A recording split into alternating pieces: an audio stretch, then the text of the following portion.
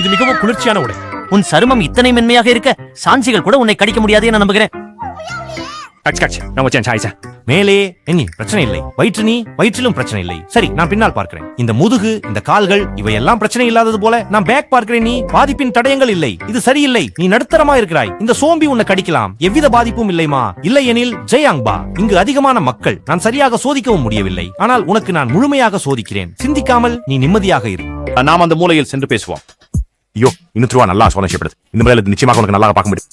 சிறிய சகோதரி, காலை எவ்வளவு மணி அளவில் வந்தாய்? வழியிலே ஏதேனும் வித்தியாசமான நிலைமைகளை சந்தித்தாய் எனில் சொல்லு. வா, நான் இதே பின்னால் உன்னை மீண்டும் சரிபார்த்து பார்க்கிறேன். ஹை, எனது திரை எப்படி கருப்பாக இருக்கிறது. மெல்ல நடந்து கொள்ளுங்கள் நண்பர்களே. இந்த பெண்ணுக்கு உண்மையான பிரச்சனை ஏதுமில்லை. எனக்கு எப்போதும் மிகுந்த கவனமாகவே செயல்படுகிறேன். எந்த கோளாறான நபரையும் விட்டுவிட மாட்டேன். நல்வாழ்வு பெறும் நல்லவர்களையும் தவறாக நினைக்க மாட்டேன். அடுத்தவர் இருமல். அப்படி சொல், நாம் சுவாசத்தை கேட்போம். சுவாசத்தை மிகவும் கவனமாக கேட்க வேண்டும். ஒவ்வொரு பகுதியையும் பார்த்து விடாமல் இருக்கக்கூடாது. நீங்க கேள்விப்பட்டீங்களா? இதுதான் தரமுயர்ந்த தாங்காரி சுவாசம். இவ்விதமான சத்தம் கேட்கும்போது அந்த மனிதர் சதவீதம் பாதிக்கப்பட்டிருக்கிறார் என்று அர்த்தம். ஆனால் உன் இந்த அறிகுறிகள் அப்படி கடுமையானவை போல தெரியவில்லை. நீ பயப்பட வேண்டாம். இவ்வளவு வெகு சிறிய தொற்று விதானம். நான் சிகிச்சை செய்ய முடியும். ஒரு தடுப்பூசி போடலாம், ஆனால் கொஞ்சம் வலிக்கும். நீ கொஞ்சம் தாங்கவும்.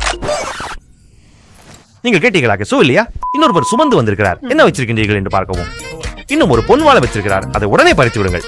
இதை எனக்கு வைக்க விடாதே. எப்படிதானாலும் நீ உன் பழைய பேஸ்பால் கோலை பத்தி நினைக்கிறையா? விரைவில் என்ன செய்ய போகிறவன்னு யோசிச்சு பாரு. ஒரு பேசாச்சு நிறைய ஒரு சாதாரண குச்சி போதுமே. நீங்க கண்காட்சி பண்ணாலும் மில்லியன் குச்சியை எடுத்துக்கிட்டு வரேன். உண்மையிலேயே நீங்க தானே. உடனே உள்ளசன குழுமம் இருக்க ஒவ்வொரு நாளும். அடுத்தவர், என் தேவலோகத்தா, நான் விதிகள் புரிந்து கொள்கிறேன். ஏதும் பிரச்சனை இருந்திருந்தால் நான் இங்கே வரமாட்டேன். திருப்பி தரமாட்டீர்களா? உங்களுக்கு சரியாக இருக்கிறதா? உங்களை முட்டாளாக பார்க்கிறீர்களா அல்லது என்னை முட்டாளாக பார்க்கிறீர்களா? நெருக்கமாக வந்தாலும் இவ்வாறு பேச முடியாது. அவன் மிகவும் தன்னம்பிக்கையாக தோன்றினாலும் இப்படி இருக்கும் நீல வண்ணத்தில் குழப்பமில்லை. நேரடியாக கையாளலாம். இதன் மூலம் மட்டுமே இது நிபுணம். அடுத்தவர், வா.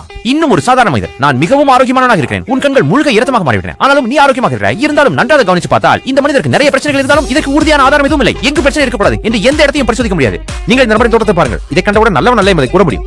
ஒருவேளை நேராக உங்களுக்கு ஒரு ஊசி போடுவது சரி. இதெல்லாம் ஒரு சாதாரண மனிதனா? சரி, எப்படியும் நீயும் ஒன்றும் மாற்றம் இல்லாதவன். போதும், வேலை முடிஞ்சது.